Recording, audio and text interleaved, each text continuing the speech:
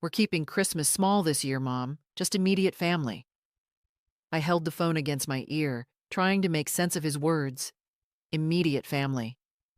And yet I was hearing this, alone, in my kitchen, with a cooling cup of Earl Grey beside me. "Oh," I said softly. "Of course, Joel. I understand. Thanks for being so cool about it," he said, relieved. "You know, this year's just been a lot. We need something low-key." I nodded, even though he couldn't see me. "Sure. Take care." He hung up. That was it. The quiet that followed felt unnatural. Not the comfortable kind, but the kind that presses against your chest, that echoes in the places where once there was laughter. I looked at the other mug on the table. George's mug. My husband's. It's been 17 years since he passed, but I still set his place sometimes, especially in December. Especially during moments like this. I've always been a Christmas woman. I was the one who baked the cookies, hung the lights, chose the tree. I sewed little red stockings for each family member and hand-wrote cards even when my fingers ached. It wasn't out of obligation. It was love. Love that I thought mattered. I had already bought the gifts this year, in November, during the early sales. I had found a professional sketch set for Amy, a science kit for Zach, a sleek leather briefcase for Joel, and a handmade aroma lamp for Linda, the kind she once admired in a magazine I saw on her coffee table, each one picked with care. Wrapped with gold ribbons and tucked in boxes, labeled, ready. And now they were staying home. Without me. I walked to the living room, the one they helped me paint last year. Joel mostly supervising, Linda mostly scrolling. I'd thought it was a shared project. Now it felt more like charity, in hindsight. The tree stood in the corner, lights off. I hadn't decorated yet. I'd been waiting for the kids to visit, to let Amy place the angel on top like she always did. I sat in my recliner, pulled the wool blanket over my lap, and looked out the window. A neighbor was putting up light-up reindeer and a plastic Santa that wobbled in the wind. Children ran across the street with red cheeks and candy canes. Everyone was preparing for something, except me. I thought I might cry. But no, there were no tears. Not tonight. Just that odd, pressing silence again, and a flicker of something I hadn't felt in years. Not sadness, not quite anger, something colder, and much, much clearer. The next morning, I woke up early, as always. Old habits are hard to break, and I've had a lifetime of early risings. For school lunches, Sunday roasts, surprise visits, and Christmas mornings that began before sunrise. But this morning, I stayed in bed longer than usual. There was no urgency, no noise in the hallway, no little feet running in slippers, no reason to get up and preheat the oven. Still, my hands moved on their own, brushing the blanket aside, finding the slippers, walking the familiar path to the kitchen. As if Christmas were still coming, just a little late. I made tea and sat at the window. My front yard looked just like always.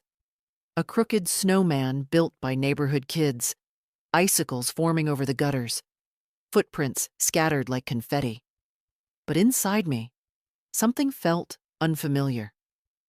I'd hosted Christmas every year since 1973. Through sickness, tight budgets, snowstorms, and one year when the turkey caught fire. Didn't matter. Everyone still came. Even if they were late, even if they forgot to bring dessert, even if they didn't help clean up, they came. And now I wasn't even asked. I thought about how it used to be. Joel would arrive first, always early, always checking if the parking was clear. Linda came later, arms full of gifts that looked like they came from catalogs, always wrapped in gold and navy, not a speck of red in sight. Amy and Zach would come running in, eyes wide, asking if the stockings were up. if the cinnamon rolls were warm. I still remember the way Amy used to lean into me when we read The Night Before Christmas together. I remember Zach's squeals when he opened his first bike. But those memories felt distant now, like someone else's family, like a movie I'd once watched and forgotten. The house was too quiet. Even the refrigerator's hum seemed louder. I glanced at the hallway. The guest room door was closed. The same guest room Joel had insisted I keep ready. In case we want to stay over sometime, Mom. They never stayed. They barely sat. It hit me all at once how the visits had become shorter each year. At first, they'd spend full days, then it was lunch, then just dropping by, then not at all. The last few Christmases, I was the one driving across town. I'd sit politely in their pristine kitchen, hand over my carefully chosen gifts, and watch as they unwrapped them without really seeing them. Linda always smiled, always said thank you, but her eyes were elsewhere. Joel checked his phone between bites. Amy and Zach were glued to their screens. One year, I made an old family recipe, meat pies my mother used to bake. Linda took a single bite and said, "Oh, that's very traditional." She didn't finish it. I told myself it was fine, that times were changing, that kids didn't understand home-cooked meals or hand-knit scarves. But now I saw it for what it was. Distance. Not physical, emotional. Calculated. I stood up slowly and walked to the sideboard. There, tucked in a drawer, were all the photos from past Christmases. Dozens of them. Joel in a paper crown, Amy opening gifts in her pajamas, George carving turkey with his crooked smile. I flipped through them, one by one. Then I noticed something. In every photo, I was standing in the background, holding the tray, carrying the plates, cleaning in the corner, smiling, always smiling, but never seated. Never really seen. I closed the album and slid it back into the drawer. My hands lingered on the wood for a moment before I turned away. Traditions. That's what I thought I'd built. But maybe I was the only one who remembered them. The guest room in Joel and Linda's house was painted a soft gray with white curtains and a framed quote over the bed. "Family is everything." I remember standing in that room the first time Linda showed it to me. She'd flung the door open proudly and said, "And here's your little corner, Evelyn, for sleepovers or long visits. We wanted you to feel welcome." I smiled then, genuinely touched. I even brought over a pair of house slippers and an extra toothbrush the next week. I folded my nightgown into the dresser drawer, just in case. That was 2 years ago. I've never slept there. Never even sat on the bed. I noticed after a while that whenever I visited, the room was always full of something else. Holiday decorations, unopened boxes, Joel's golf clubs. One time, it was their new exercise bike. "Just temporary," Linda had said, brushing it off with a smile. It didn't feel temporary. I stopped bringing my overnight bag. They live in a house I helped them buy. $50,000 toward the down payment, taken from my retirement fund after George passed. Joel had said it was an investment in togetherness. I wanted to believe him. I signed the check without hesitation. I didn't even ask for repayment. They promised I'd always have a place there. And yet, this Christmas, I wasn't invited. I sat at my kitchen table, looking at the Christmas card I'd received from them last week. It had a photo of the 4 of them in matching pajamas in front of a fireplace. Not mine. Linda's calligraphy said, "Wishing you a warm and joyful holiday season." No invitation. No mention of dinner. Just warm wishes from afar. I flipped it over. Blank on the back. I thought about the first house Joel and Linda bought. It was smaller, older, closer to my neighborhood. Back then, Linda would ask for my help, choosing curtains, organizing the pantry, minding the kids. She seemed to appreciate me. But over time, things shifted. Linda's smiles became tighter, her compliments more polite, her requests fewer. I once overheard her on the phone saying, "My mother-in-law means well. She just doesn't really fit in with our circle." That was 2 Christmases ago. She hadn't meant for me to hear it, but I did. I never mentioned it. Now I wish I had. They talk about inclusion, about family values. They buy books on mindfulness and donate to holiday charities. But they can't make room at their own table for the woman who kept their lights on more than once. I'm not naive. I know Linda has always found me quaint, too simple, too baking soda for cleaning, and not enough essential oils. I don't belong in their curated version of life. Still, it hurts. I stood, walked down the hall, and opened my own guest room door. It's nothing special. Just a twin bed with a crocheted blanket and a tiny lamp George wired himself. But I've hosted so many people there over the years. Friends, neighbors, even Joel once when he fought with Linda and needed space for the night. It smells like lavender and old wood and something warm I can't quite name. I sat on the edge of the bed and folded my hands. They built a room for me that they never intended me to use. But here, in my own home, every room has memory. Real ones. Messy ones. Full of noise and food and accidental love. And maybe that's the difference. Maybe they built a house, but I built a home. I told myself I wasn't going to do it this year. No shopping, no wrapping, no digging through flyers for the best deals. Not after that call. But old habits don't die quietly. So there I was, standing in the middle of the department store, coat unbuttoned, scarf unraveling, list in hand. The same store I visited every December for nearly 50 years. The same soft carols playing overhead. The same garlands twisted around every checkout lane. And me, still here, still playing the part. Amy liked sketching, so I found the upgraded marker set she'd mentioned back in July. Dual tips, hundreds of colors, a case that zipped all the way around like a suitcase. Zach had started reading graphic novels, so I picked up the latest in that series with the strange talking cat. I didn't understand it, but I knew he'd light up. I even found a little jar of imported bath salts for Linda. Rose and sandalwood.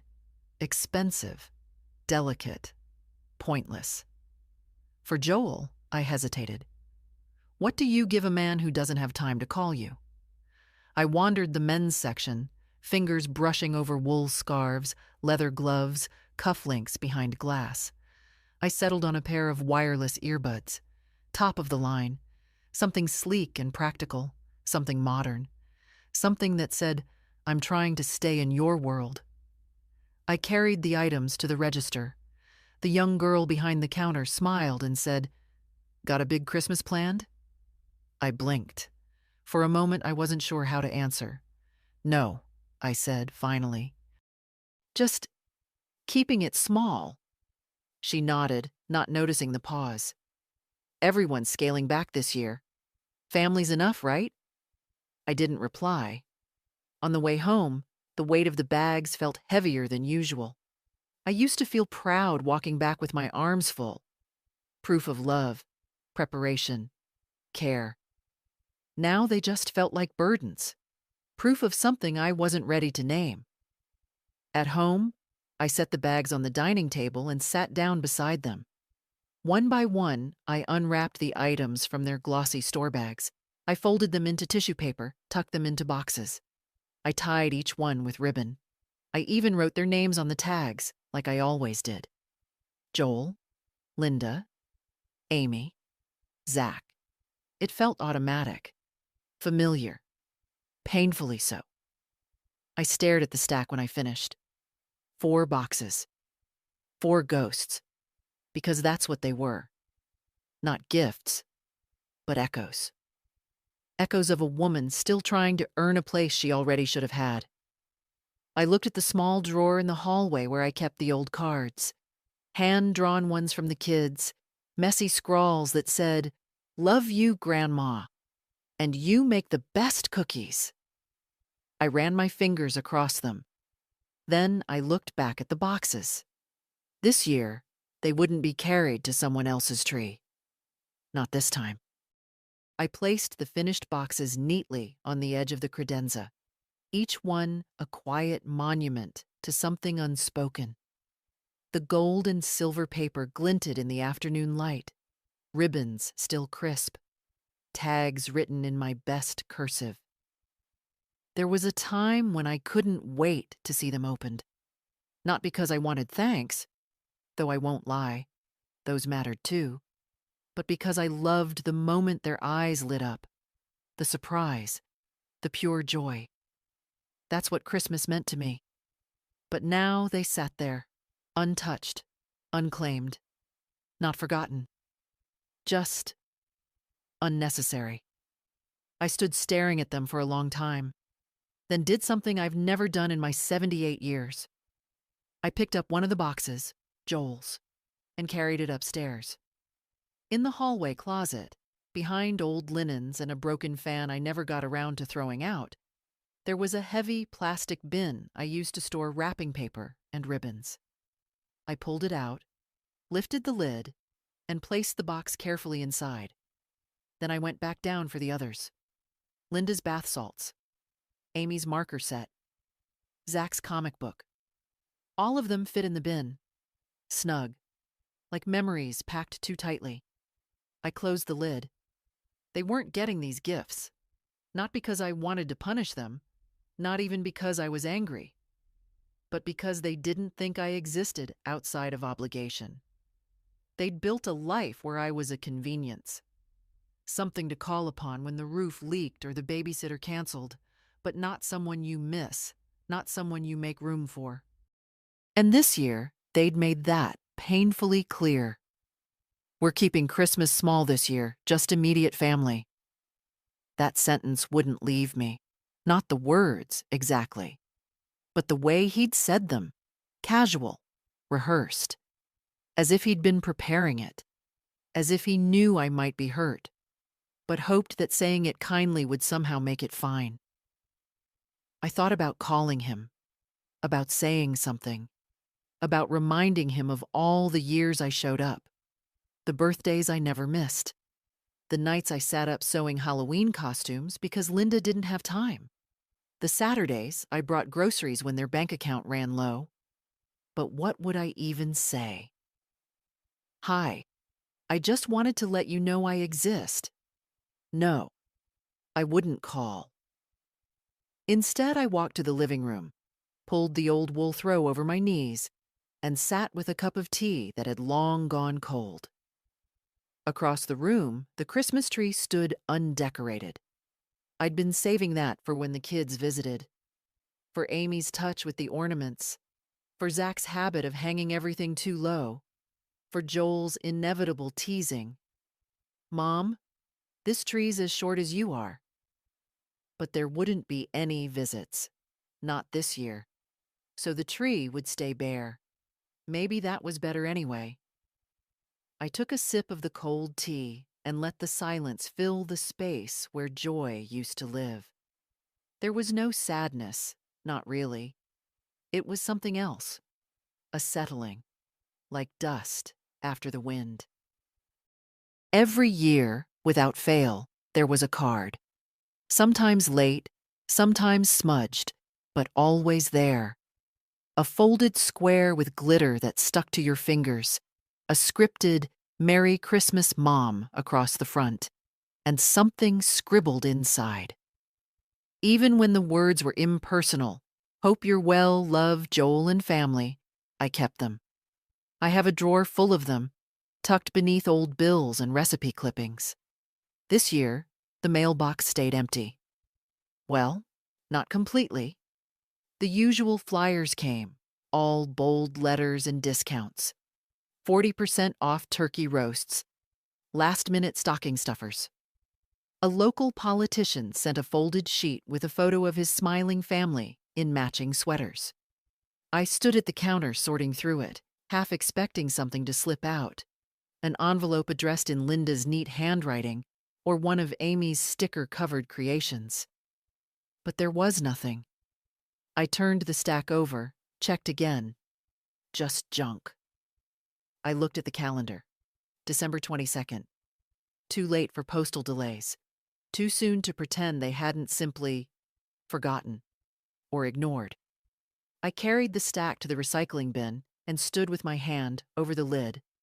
Then I paused, pulled out the card from the councilman, and ripped it down the center. It wasn't his fault, of course, but something in me needed the sound, that soft tearing of paper that felt like acknowledgement, like proof that something, somewhere, had snapped. The worst part wasn't the silence. I've lived with silence. I sleep in it. I wake up to it. No, the worst part was the clarity. They hadn't forgotten the card. They had decided it wasn't needed. I made a sandwich I didn't want and sat down at the kitchen table. The tree still stood undecorated in the corner of the living room. The smell of pine barely clung to the air anymore. I took a bite of the sandwich and stared at the wall. A faded painting of a barn in winter hung there. George had found it at a garage sale 30 years ago. He used to say it reminded him of his grandfather's land, though he'd never actually been there. "I just know," he said once, "that it felt like this." That's what memory does. It fills in the blanks, makes you believe in something solid that maybe never was. I'd been filling in blanks for years, giving Joel the benefit of the doubt, telling myself Linda meant well, believing the kids were just shy, just busy, just teenagers. But a forgotten card says more than 1,000 explanations. It says, "You weren't even a thought." I looked out the window. The neighbor's inflatable Santa had collapsed sideways during the night. It lay slumped against the snow, face pressed into the lawn. I thought, absurdly, same. I set my sandwich down, half eaten, and got up. In the hall closet, I pulled out the old photo box, not the albums. Those were curated. This one was different. It held the unchosen moments, stray snapshots, blurry images, pictures that never made it to frames. I sifted through them, fingers grazing corners, pausing when I reached one from 1996. Joel holding baby Amy in a ridiculous red onesie, both of them laughing at something off camera. I had taken that photo. I remember it clearly. They'd been staying with me for a week that Christmas, Joel between jobs, money tight. I cooked every day, watched Amy so they could rest. We wrapped secondhand toys together and made them feel like treasures. No one remembers that now. I set the photo aside. Then another. Joel at 16, standing beside the first car I helped him buy. I co-signed the loan when George said we couldn't afford it. I made the payments when Joel forgot. That car was wrecked within the year. Then the wedding photo. I paid for the cake. Then the hospital photo. I stayed with Amy for 3 nights when Linda had Zach. Slept on a plastic chair. Brought her warm socks. I sat there for a long time, holding those pieces. I didn't need a card to remind me who I had been. But maybe they did. The house always smelled like cinnamon by the 23rd. It was tradition. Sugar cookies, snickerdoodles, peanut butter with the Hershey's Kiss pressed right in the middle. Amy used to help roll the dough when she was little, her fingers too small to hold the cutter straight. Zach would sneak raw batter when he thought I wasn't looking. Joel pretended to scold them, but always stole the most once they were baked. Even last year, though they only stayed for coffee, I had the tins ready, labeled, packed. One for each of them. Linda always said, "Oh, Evelyn, you shouldn't have," but she took them all the same. This year, I told myself I wouldn't bother. But my hands reached for the mixing bowls anyway. I worked in silence, sleeves rolled up, radio off. My hands knew the rhythm, even if my heart didn't. Butter creamed with sugar, eggs cracked neatly into the bowl. The sound of the mixer was comforting, mechanical, predictable, unlike people. The first batch went into the oven. I didn't hum. I didn't smile. I just watched the timer tick down, like it owed me something. When the scent started to rise, I paused. It smelled like memory, not joy. When the cookies cooled, I lined them up on the counter. Rows and rows of sweetness. A parade of effort, waiting for mouths that wouldn't arrive. I didn't have the heart to frost them. Instead, I opened the tin I would have filled for Amy and started to drop them inside, one by one. The sound of cookie against metal echoed too loud in the quiet room. No laughter, no footsteps, just me and the ghost of a tradition. I went to the closet and pulled out the holiday tins I'd used for years. Each one had a little name written on masking tape across the bottom. Joel, no raisins. Linda, shortbread only. Zach, extra sprinkles. I read each label like a tombstone. Then I peeled them off.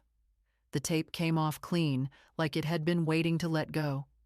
I lined the tins on the table, not with cookies, just as they were. Empty. Hollow. I stood there a long time, then took a slow breath and did something that surprised me. I opened the back door and stepped outside. The air hit sharp and bright. Snow coated the porch railing in delicate piles. I crossed the yard and walked 2 houses over, to the little blue house where Annie lived. Annie was 6. Her mother, Molly, had moved in during the spring after leaving a bad marriage. We'd talked over fences, swapped garden tips. I'd watched Annie chase fireflies in the summer dusk. She'd returned one of my pie dishes last week, carefully washed, with a folded note that said, "Thank you for being kind to us." I knocked on their door, still holding the tin. Molly opened, eyebrows raised in surprise. "Evelyn?" "Hi, sweetheart. I baked too much. Thought you and Annie might enjoy some." Her face softened. "That's very sweet of you. Annie's just in the back, watching those old claymation specials." I smiled, and something warm cracked through the cold shell around my chest. "I used to make these for my grandkids," I said simply. Molly hesitated, then stepped aside. "Come in, if you want." I didn't expect that, but I stepped inside. The house smelled like vanilla candles and popcorn. Cozy. Lived in. A little cluttered. Annie looked up from the couch and waved. "Hi, Miss Evelyn." "Hi, sweetheart." She rushed over, already peeking into the tin.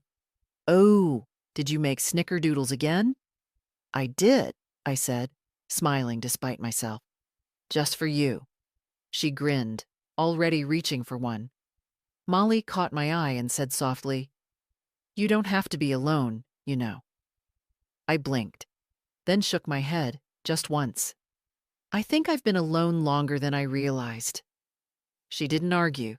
She just nodded, like someone who understood more than she let on. I stayed for 10 minutes, maybe 15. Long enough to see Annie's eyes light up. Long enough to feel useful again. Real. Then I walked home, empty tin in hand.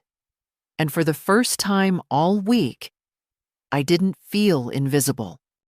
I turned on the tree lights that night for no one. No audience. No children to clap when the room glowed.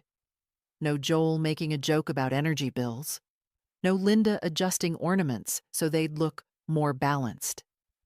Just me, standing barefoot on the living room rug, watching colored lights blink in slow, steady rhythm. The tree was smaller than the ones we used to have. Easier to carry. Easier to set up. I'd dragged it in myself the week after Thanksgiving. Still full of hope then. still believing they'd come. I hadn't decorated it. I had saved that for Amy and Zach, like always. Zach liked the garish ones, candy canes and felt Santas with googly eyes. Amy preferred the delicate glass balls I let her hang higher, where her brother couldn't reach. But now it was Christmas Eve, and the branches were still bare. The only thing on the tree was light. And I think that's what made it beautiful. It didn't pretend to be full. I sat on the sofa across from it and stared, the glow softening the sharp edges of the room. I could see the reflection of the lights in the window. 2 trees now, one inside, one ghosting the glass. George used to say a tree should tell a story. Ours always did. Not a perfect one. We didn't color coordinate or buy new ornaments every year. We used what we had: popsicle stick stars, paper angels yellowed with time, a crocheted snowflake I never quite finished. He'd lift Joel up when he was small to place the topper. Later, Joel would lift Amy. It was always a family moment, a ritual. I didn't know then it was something you could lose. I looked at the box of ornaments still sitting unopened by the fireplace. I thought, briefly, of pulling them out, of finishing what we always started. But it didn't feel right anymore. Not because I was angry, because it would have been pretending. Pretending this was still a house waiting for someone. Pretending they might walk through the door, cheeks flushed, arms full of gifts, saying, "Sorry we're late, Mom." They weren't coming. And this tree didn't need anything else. It wasn't empty. It was honest. I poured a small glass of brandy, the bottle I kept in the back of the pantry for special occasions, though I hadn't opened it since George passed, and toasted the tree. "To quiet truths," I whispered. The glass clinked against itself. Then I stood and walked to the mantel. There, among old photos and knickknacks, was the framed picture of George and me on our last Christmas together. He wore that ugly green sweater Amy had picked out. I wore a Santa brooch he always said made me look dangerously festive. We looked tired, but we were smiling. I touched the frame gently. "If you were here," I said quietly, "I wouldn't have to explain why this hurts." He always saw things before I did.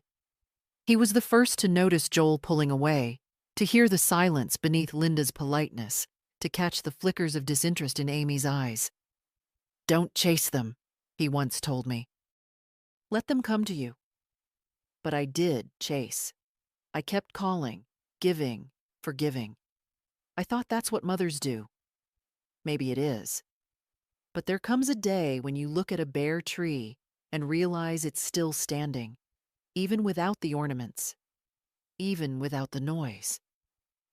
I turned off the overhead lights and sat down again. The tree glowed quietly, and for the first time this season, so did I. It was almost dusk on Christmas Eve when I heard the knock. Not loud, hesitant, like whoever it was hadn't made up their mind about being there. I wasn't expecting anyone. Certainly not family. I paused in the hallway, uncertain. A small part of me hoped, absurdly, that it was Joel, that he'd come with some apology, some warm excuse, a peace offering of words too late but still welcome. But when I opened the door, it wasn't Joel. It was Annie, the neighbor's daughter. 6 years old, bundled in a purple puffer jacket with one mitten missing. She was holding a pie dish in both hands, wobbling slightly under its weight. "Hi, Miss Evelyn," she said. "Mom said to bring this back." I blinked. The dish I'd sent over with cookies days ago. I'd forgotten all about it. "Thank you, sweetheart," I said, reaching for it. "Did you have a nice Christmas Eve?" She nodded. "We made lasagna and watched a movie where a dog saves Santa. I liked it. There were a lot of snow explosions." I smiled, picturing it. Sounds exciting. She hesitated, glancing behind her toward the street, where Molly's car idled. The headlights glowed through the light snowfall. Then Annie looked back at me, her voice smaller now.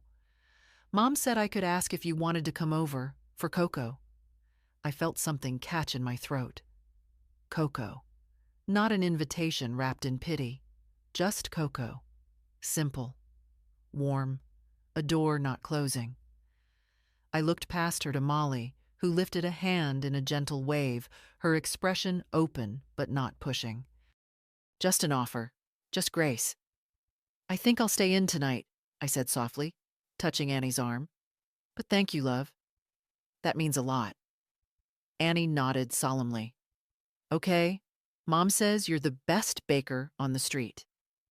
I chuckled. She hasn't tried my lemon squares yet. Maybe next time? She asked, already stepping backward. Maybe next time. I watched her skip down the walkway, the empty pie dish still warm in my hands. When I stepped back inside, the quiet greeted me again, but it felt different this time. Less like loneliness, more like a pause, a deep breath. I carried the dish into the kitchen and set it on the counter. Then, without really planning to, I opened the pantry and pulled down the good cocoa. The kind I saved for guests who didn't come. I poured milk into a pan and let it warm. Added cinnamon. A touch of vanilla. While it simmered, I reached for one of the tins I hadn't filled. This one hadn't been labeled. It didn't need a name. I placed a few cookies inside and snapped the lid shut. Back in the living room, I settled into my chair by the window with the cocoa and a cookie. Outside, lights twinkled on porches. Cars crawled through the snow with muffled music leaking from their windows. Everyone was going somewhere. And me? I wasn't. Not this year. But I wasn't waiting anymore either. The knock at the door hadn't been the one I expected. But maybe it was the one I needed. Christmas morning came quietly. No rush of footsteps. No sleepy children dragging pillows into the living room. No rustle of wrapping paper or coffee brewing for guests. Just the slow creak of old floorboards and the soft hum of the radiator. I sat in my kitchen robe, hands wrapped around a second cup of tea, staring at the pine tree in the corner. Still undecorated. Still beautiful in its own quiet way. I'd never had a Christmas like this. Never spent one alone. Not really. But I didn't feel empty. I felt clear. After breakfast, I walked to the side drawer in the hallway, the one George used to call my command center. Bills, documents, receipts, all carefully filed in manila folders. I pulled out the one labeled Family Finances. There it was. Every check I'd written over the years, the mortgage down payment, the private school fees, the new SUV Linda insisted was safer for snowy roads, grocery loans that were never paid back, short-term emergencies that turned into long-term patterns. Joel had power of attorney over one of my smaller accounts, just in case, I'd told myself, in case of an emergency, in case something happened to me. Turns out something had. I dialed the bank. A cheerful young man answered. Good morning and Merry Christmas. This is Evan from First Horizon Bank. How can I help you today? Merry Christmas, Evan. My name is Evelyn Parker. I'd like to make some changes to my accounts. Of course, Mrs. Parker. I'll just need to verify your identity first. We went through the motions. Address, birth date, last four of my social. Once verified, I didn't hesitate.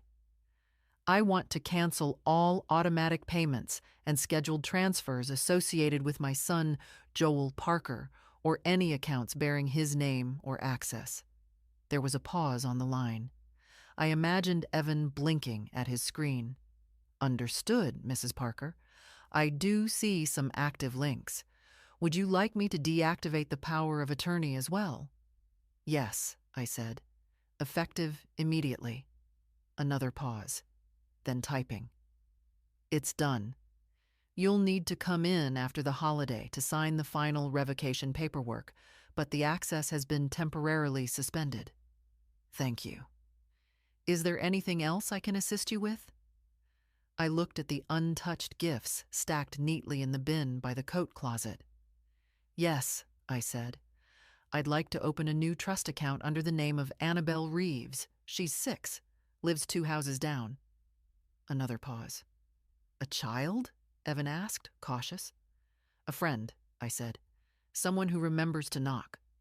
He didn't ask more, just typed. When I hung up, my hands trembled slightly, not from fear, from relief. I wasn't angry anymore. I was done.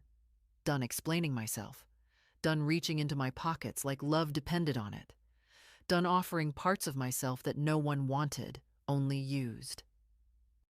That afternoon, I wrapped one of the cookie tins in brown paper, tied it with twine, and wrote on the top, "For Annie. Merry Christmas from your neighbor." I walked it over quietly, left it on their porch, and stepped away before the door could open. Back home, I stood at the window and watched the street. Joel wasn't coming. No one from that house was. And for the first time, I didn't hope otherwise. Because no isn't just the absence of a yes. It's a decision. It's a boundary. It's the beginning of something new. The gifts stayed in the bin by the coat closet, untouched. I didn't plan to move them again. I liked them where they were, neatly stacked and sealed, not as offerings, but as reminders of who I'd been, of what I'd stopped being. I opened my notebook, the plain one I kept for grocery lists and reminders, and tore out a blank page. Then, slowly, I began to write. Not a letter, not even a list, just names. Names of people who had shown up, not out of obligation but out of kindness. Molly, Annie, my old friend Cora from church, who still called every month without fail. My late neighbor Stanley's daughter, who always asked if I needed help shoveling after snow. These were the ones I'd overlooked, lost in my focus on a family that only saw me when it was convenient. I closed the notebook, folded the paper once, and placed it in the cookie tin that was meant for Joel. I'd use that list as my new address book. It was time to reassign my heart. Later that evening, I pulled out my best sweater, navy wool, hand-knit years ago. George always said it brought out my eyes. I wore it now, not for anyone else, but because it felt like armor. Then I lit a candle in the window, not for them to find their way home, but to remind myself I was still here, still warm, still standing. I spent the rest of the night writing cards, not the kind you buy in bulk with scripted messages, but blank ones, simple cream with thick envelopes. I wrote 3. 1 to Annie. Thank you for being brave enough to knock. You reminded me that kindness has no age. 1 to Molly. Your warmth reached further than you know. You made space for someone most people overlook. 1 to myself. That one took the longest. Evelyn. You forgot for a while who you were, but you remembered just in time. You are not less because they don't see you. You are not invisible because they look away. You are whole and strong and worthy of more than quiet dismissal. Keep going. I sealed it, placed it on my bedside table, and went to sleep with something I hadn't felt in a long time. Resolve. I woke up on December 26th to a quiet morning and a blue sky. The snow had crusted overnight, thin ice sparkling across every surface. It looked like the kind of morning that begged for purpose. Not routine, not waiting. Something real. I didn't reach for my phone. I didn't check for messages. Instead, I reached for the list I'd made, the names, The people who'd shown up in small, quiet ways, who'd seen me not as a task or a seasonal duty, but as a person. It was time to return the kindness. I filled 3 tins with the remaining cookies, popped ribbons on top. No names this time, just small notes that read, "Thank you for being good." Then I did something even bolder. I took the rest of the wrapped gifts, the ones with Joel's name, with Linda's, with Amy's and Zach's, and I peeled off each tag. Slowly, deliberately. They came off easily, like they'd never belonged. I rewrapped only one, the sketch set for Amy, because that could still bring joy to someone else. That afternoon, I drove across town to the shelter I sometimes donated to. I'd never been inside, only dropped off items in bins, left checks, stayed in the background. But today, I parked and walked in. The warmth of the place hit me instantly. Smells of soup, of laundry detergent, of too many coats and not enough space. It felt human. The woman at the desk looked up. "Can I help you?" I nodded. "I brought some things. Gifts, if that's all right." She stood. "It's more than all right. Come in." I followed her into a narrow room where children played with worn toys, and a man strummed a guitar softly in the corner. People looked up. Some smiled. Some didn't. I placed the gifts on a side table. One girl, maybe 9 or 10, hovered near, eyes wide. I handed her the tin with the smiley face sticker. She clutched it like it might disappear. "Thank you," she said. Quiet, but clear. And that was enough. I didn't stay long, just enough to look around and understand something I should have known years ago. Family doesn't always live in your house. Sometimes it lives in the way someone holds a cookie like treasure, in a stranger's open door, in the knock of a child carrying back a pie dish. I drove home lighter. Not because I'd given away so much, but because I'd finally stopped giving to people who didn't care that I did.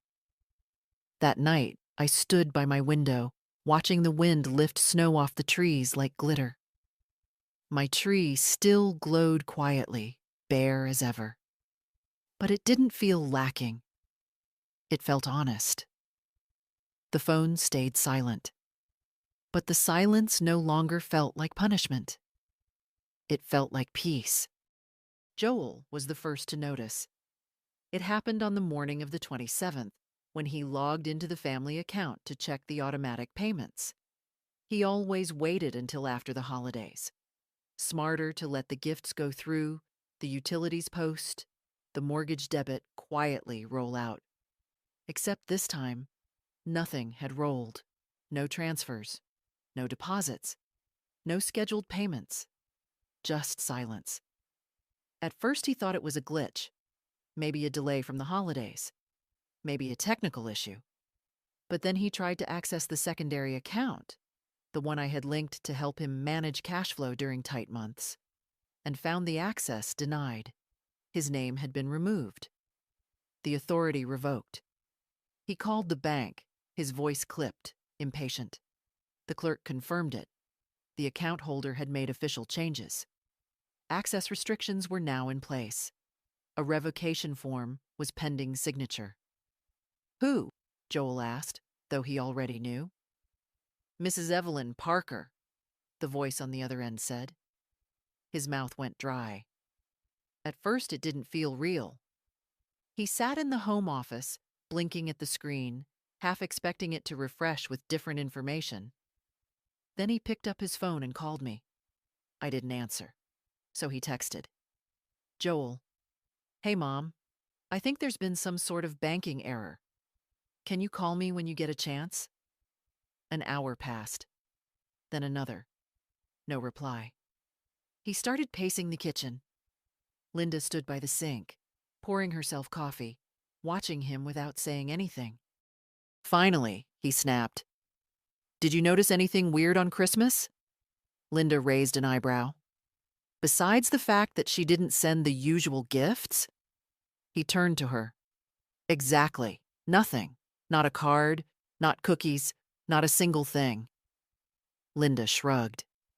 Maybe she's finally pulling back. I mean, you did say we wanted space. He stared at her. She kept stirring her coffee.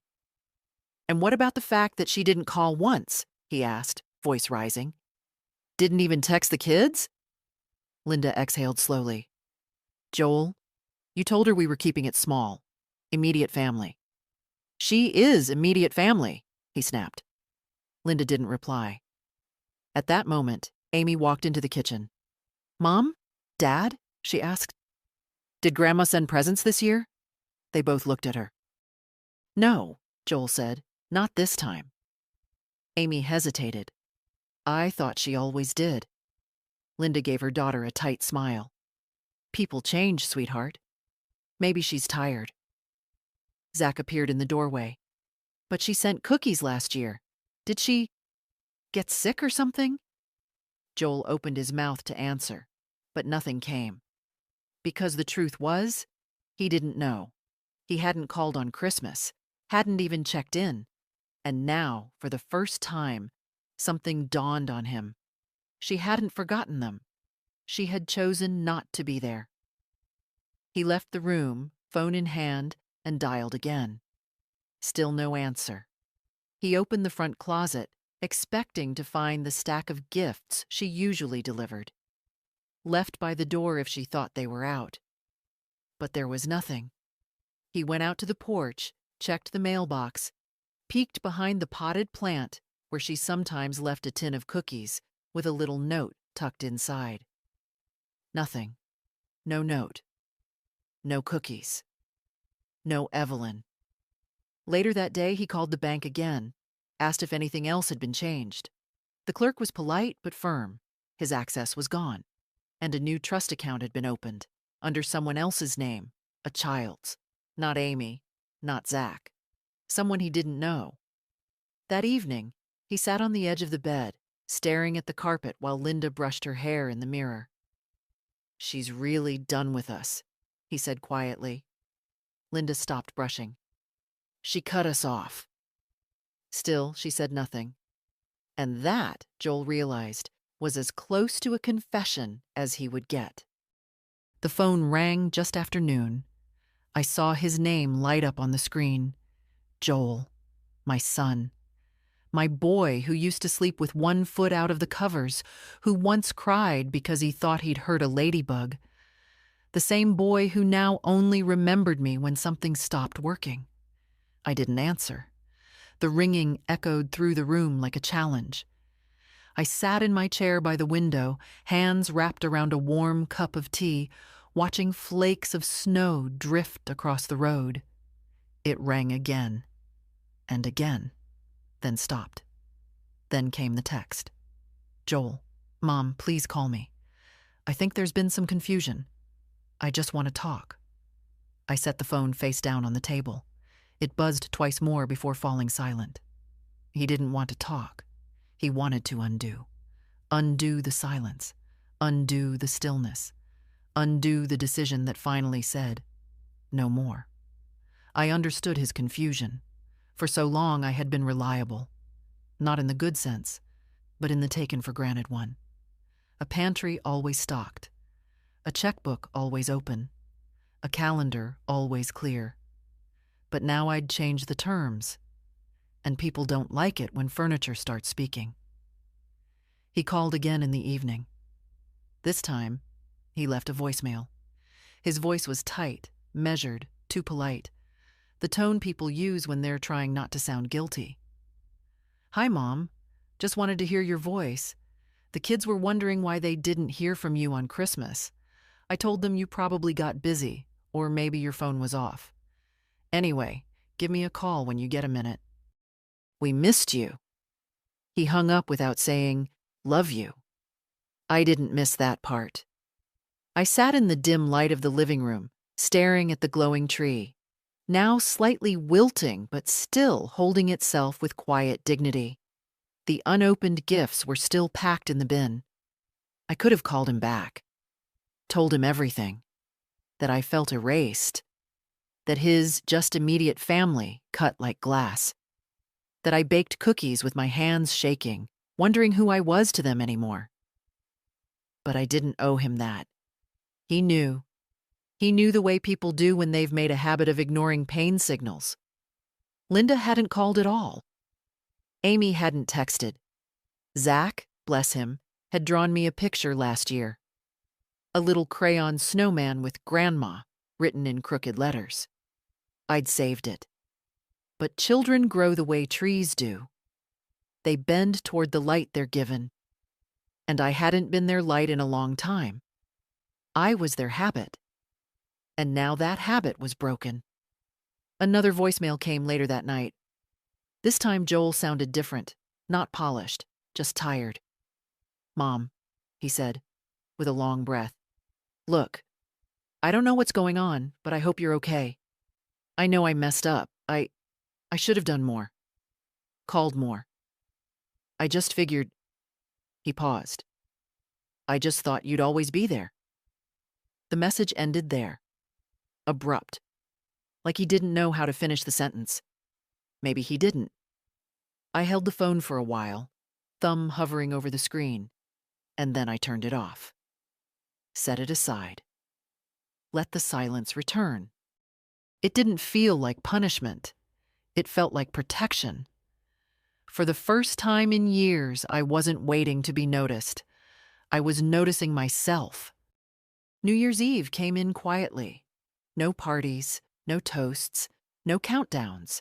Just the ticking of the kitchen clock and the soft exhale of wind pressing against the window panes.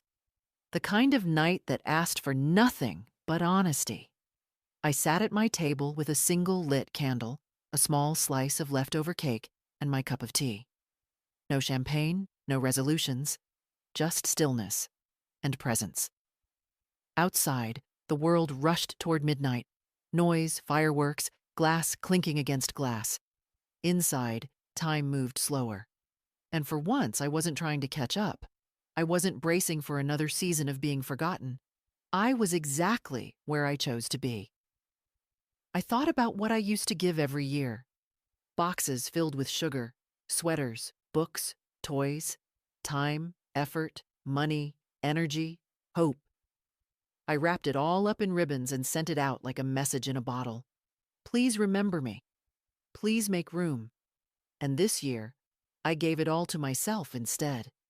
I gave myself permission to stop chasing people who let go of my hand first, to stop explaining my value, to stop mistaking tolerance for love. I gave myself space. I gave myself silence. I gave myself peace. And then I gave away what remained. To those who showed up without being asked, who opened their doors without performance, who accepted a tin of cookies as more than a favor. Annie drew me a picture yesterday. It's on my fridge now. A crooked house with yellow windows and Miss Evelyn written in rainbow crayon across the top. Underneath it, she wrote, "You make things feel nice." I stared at those words for a long time. Not "you bake well," not "thank you for gifts," not "you help us." You make things feel nice. Isn't that what love is supposed to be? Joel never called again after the 27th. Not on New Year's, not after. And I didn't call him. Maybe he will one day. Maybe he won't. But I'm not sitting in that silence anymore, wondering what I did wrong. I didn't do anything wrong. I gave, and gave, and gave. Until I realized I didn't have to keep proving I was worth being chosen. Because I was never the one who left. I was the one carrying the gifts up the stairs, unopened. Now, they stay where they belong, packed away, quiet, no longer begging to be loved. And me? I walk lighter. I smile more. I rest in the dignity I reclaimed. This isn't a story about revenge. It's a story about return, not of people, of self. And if you've ever sat beside an untouched dinner, stared at a phone that didn't ring, waited for a knock that never came, you already know this story. You already carry the ending in your chest. You don't need to be chosen to matter. You don't need permission to stop giving to those who won't see you. You are not a backup plan, not a seasonal accessory, not someone's convenience. You are the whole thing, the home, the light, the gift.